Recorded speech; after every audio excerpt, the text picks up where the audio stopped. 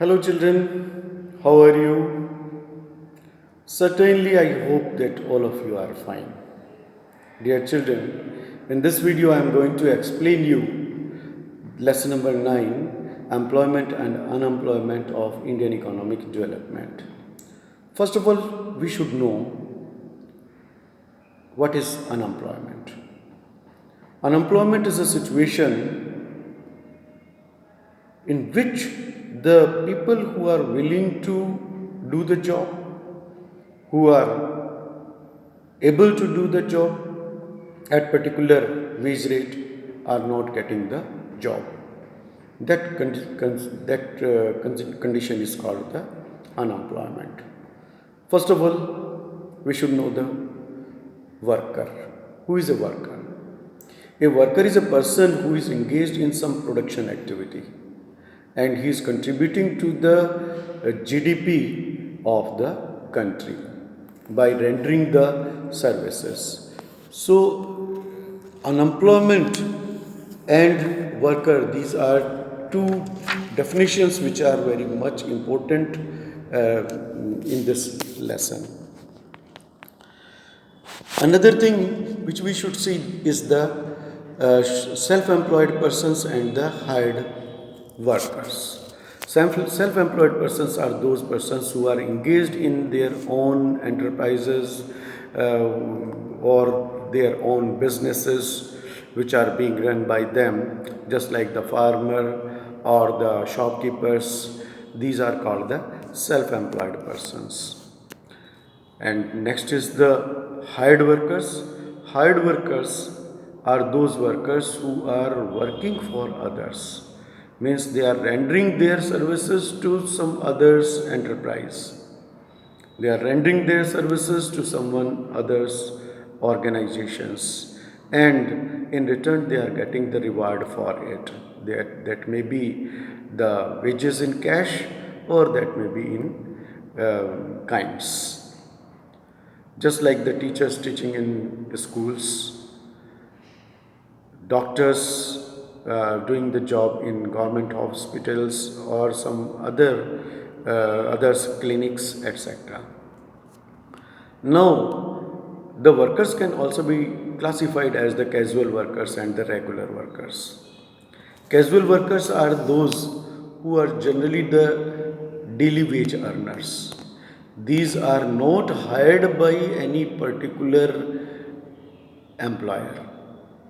So, they do not get the social benefits like the provident fund, gratuity, retirement pension, or leaves, medical leaves, casual leaves, etc. Opposite to it is the regular workers. Regular workers are those workers who are permanently enrolled by some employers and they get the social benefits also like the gratuity, provident fund, leaves, casual leaves, medical leaves, and retirement pension, etc. Generally, we see that the casual workers, these are unskilled, and just like the people who are employed who are engaged in the construction work, rickshaw pullers, etc. And the regular workers are found to be the skilled workers, just like the engineers, doctors, teachers, etc. Now, very important terms are in this chapter, that is labor supply, labor force, and workforce. Labor supply refers to the amount of labor of the workers that are willing to offer their labor at particular wage rate. And you may be able to work for 10 hours a day, but you may not be willing to offer the work for 10 hours, and you are willing to offer your job, offer your work, offer your labor only for 6 hours at a particular rate. Just like if any employer is paying you 300 rupees instead of 500 rupees, then you may ask him that I'll work for 6 hours instead of 8 hours.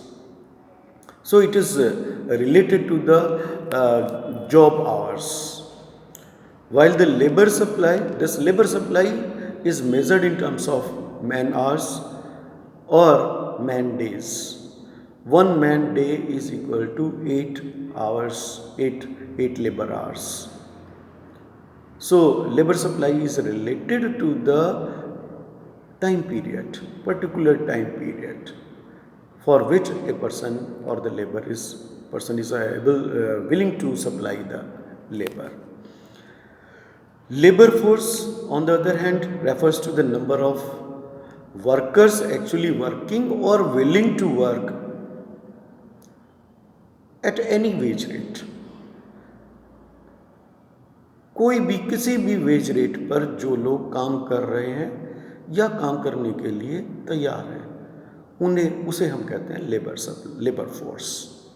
Labour force is not measured in terms of the work man hours और man days because it is related to the number of persons who are willing to work or who are working without considering the wage rate.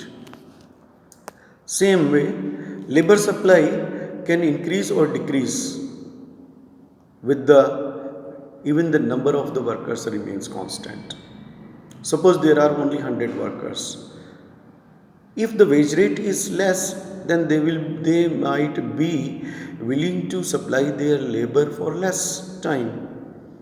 And if the wage rate is high, these 100 workers may be willing to supply their labor for more time. So it may decrease increase or decrease even when the number of the workers is constant. While the labor force increases or decreases with the number of persons who are willing to work, who are actually working without considering the existing wage rate. Workforce is the person who are actually working in any enterprise or in a country. It does not consider the persons who are willing to work. Suppose out of 100 persons, 75 persons are actually working and 25 persons are willing to work. They are not working. Then the workforce is only 75. When we subtract the workforce from the labor force, we get the number of persons employed, that is the workforce. Next thing is the size of workforce in India. We see that in India the workforce is near about 40 crores of the persons. About 70% of the workforce comprises of the male workers and only 35% are the female workers. Again, we can say 70% of the workforce belong to the rural areas and 30% of the workforce is found in the urban areas. 30% of the total workforce. When we talk about the female workforce, in rural areas we are getting 41.8% female workforce and male are 58.2%, while in urban areas the 35.31% of the total urban workforce is female and male are 64.69% of the total urban workforce. We see that bulk of our workforce is rural based.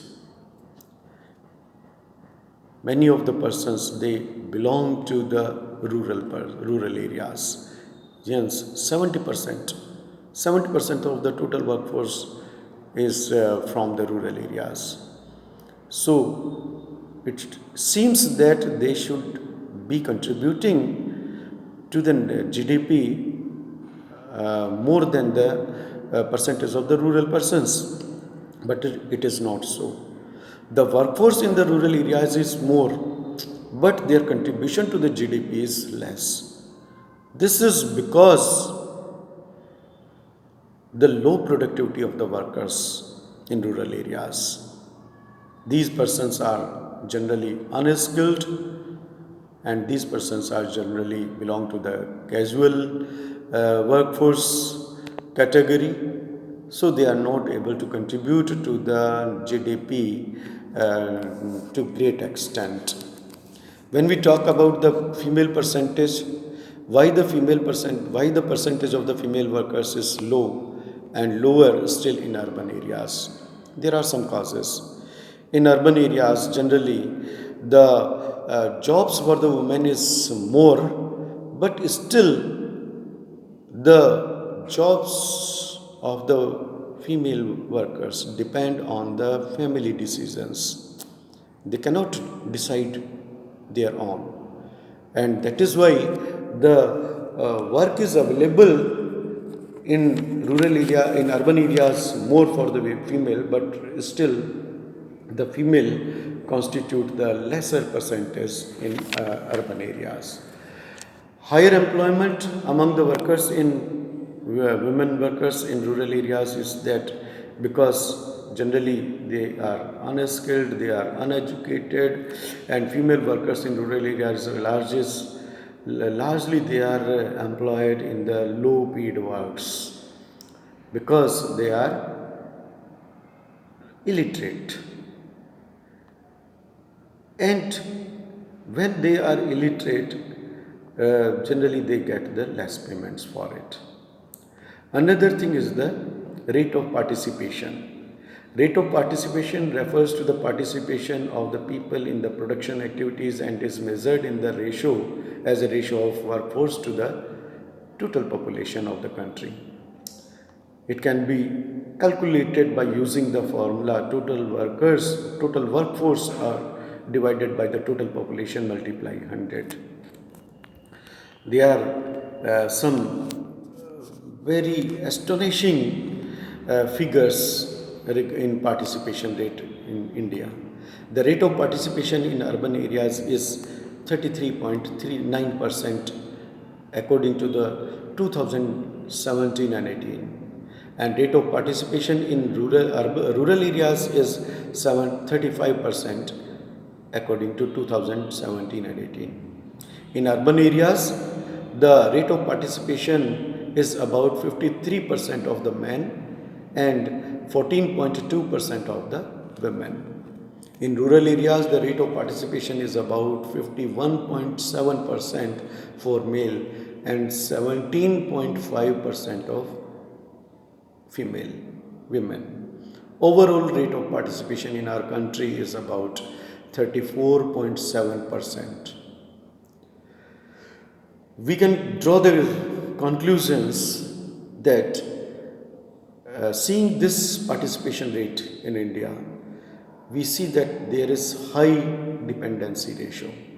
Overall rate of participation in the country is not very high, and implying that many of the people, they are not engaged in the productive activities, and that is why there is high dependency ratio in our country. Means जो work करने वाले लोग हैं उन लोगों के ऊपर depend करने वाले लोगों की परसेंटेज ज़्यादा है. Second thing is the high rate of participation but low rate of productivity in rural areas. In rural areas, as I told you, that the percentage of rate of participation in rural areas is 35%. The rate of participation is high in rural areas, but their productivity is very low. It is lower than the urban areas. High rate of participation in rural areas point out lower productivity and due to lower productivity, the level of income is less, and due to which the poverty is rampant in rural areas in India. Next thing is the high rate of participation for women in rural areas. As just now I had told you that rate of participation of women in rural areas is very high as compared to the urban areas. In rural areas, poverty is rampant, and due to the poverty, the female are compelled to avoid the education and go for employment. And when employment is their priority, not education, they generally go to the work fields at an early ages, and their participation is more, but the contribution is less. Less productivity, less productive jobs, vicious circle of low productivity, low wage rates, low rate of participation, and finally the poverty is rampant in rural areas. We see this condition is found all over the India. Children, in next video we will be discussing some other important points of this chapter. Till then, goodbye.